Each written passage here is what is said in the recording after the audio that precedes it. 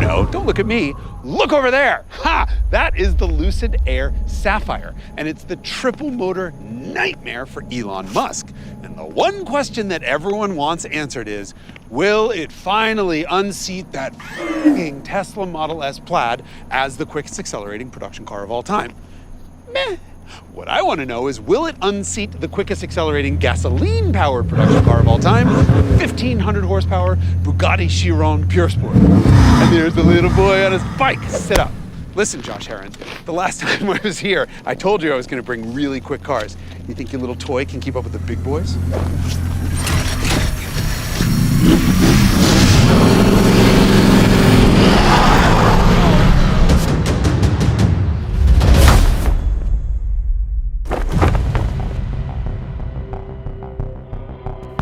35 years ago, when most of the German auto industry made an agreement to limit their cars to 155 miles an hour so that wide open sections of Autobahn would be safer, the fastest car in the world could accelerate to 116 in the quarter mile. Within just a quarter of a mile, each of the cars here can get to that 155 mile an hour German speed limit. Hell, they can all do 60 miles an hour by the time they get to the end of your driveway. Literally.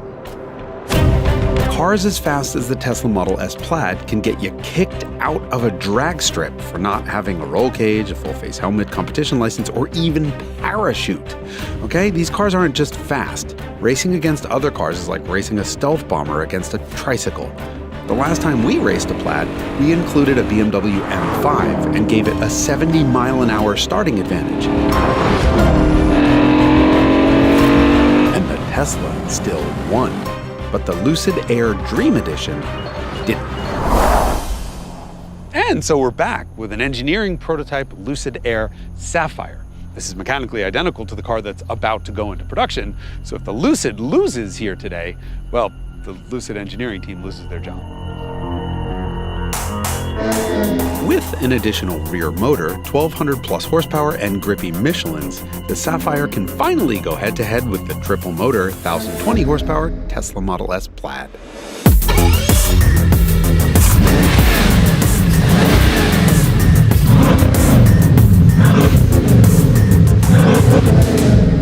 They both get to race the speed and horsepower champion. And look, nothing comes close to a Bugatti. Not in price, not in engineering, and certainly not in opulence. This is a Chiron Pure Sport, which means it has a fixed wang. It also has Cup 2R tires, no sound deadening, and shortened gear ratios, to say nothing of the 1,479 horsepower. So now we race.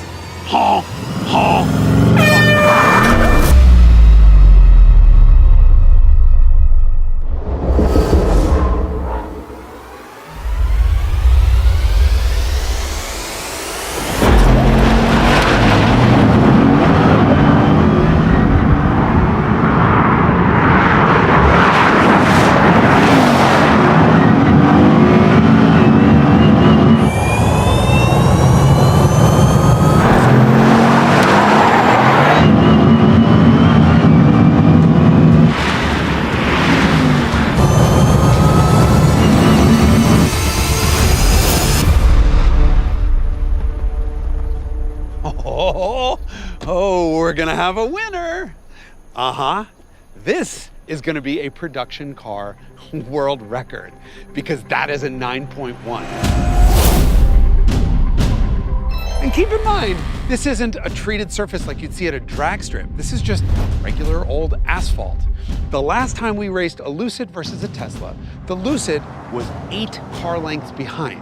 Now it's 3 in front. And you wouldn't have thought that going from 1,111 horsepower in the Lucid Air to 1,200 plus in the Sapphire would have made that much of a difference.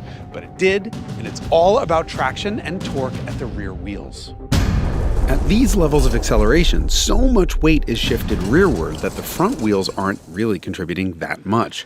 In the Dream Edition, that meant the rear motor was maxed out, but the front motor was reducing its output to avoid wheel spin. Adding a second motor to the rear means the Sapphire now has enough power at the back that it can take full advantage of all of the traction it has at the rear, meaning it's maxing out all 4 tires. This is despite the Plaid having that cheetah mode thing where it rears back on its haunches for a better launch. But the fact is, the Model S Plaid just doesn't have enough torque to keep up. Haha! When was the last time you heard anyone say that? When was the last time you saw a 3-car race where a Plaid came in DFL?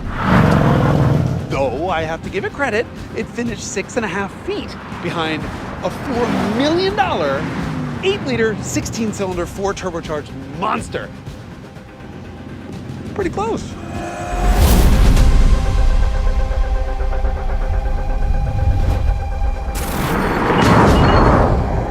If you think the Chiron's slow 0 to 60 is because it's slow off the line, oh, think again. It's violent. The thing revs the engine, dumps the clutch, and does a 4-wheel burnout. It's brutal. But it all comes down to traction control. An internal combustion engine can be adjusted in its output maybe a couple times a second. But an electric motor can go from full power to nothing 1,000 times a second. And that's what gives these things an advantage. The only reason the Chiron didn't win this race outright is this race wasn't long enough. Trust me, keep your foot in it long enough and that thing will leave the 2 EVs for dead. And then it runs out of gas. But it's probably faster than the jet that it costs more than.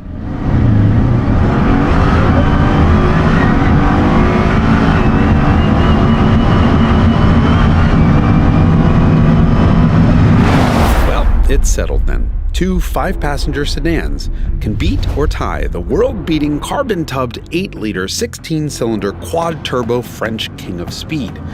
So as far as quarter-mile drags go, I guess this was the final nail in the coffin for internal combustion. Holy shit, no it's not. We brought that motorcycle. Holy poop indeed. Because the last time we raced a car against the Ducati Panigale V4 SP2, it was against a Corvette Z06, and the bike left the car for dead. But Moto America Supersport champion Josh Herron thought there was a little more left in the bike. So Ducati has come back with some suspension tweaks and clear guidance from corporate. Do not be easy on the clutch. Beat that Lucid for the lure of gasoline.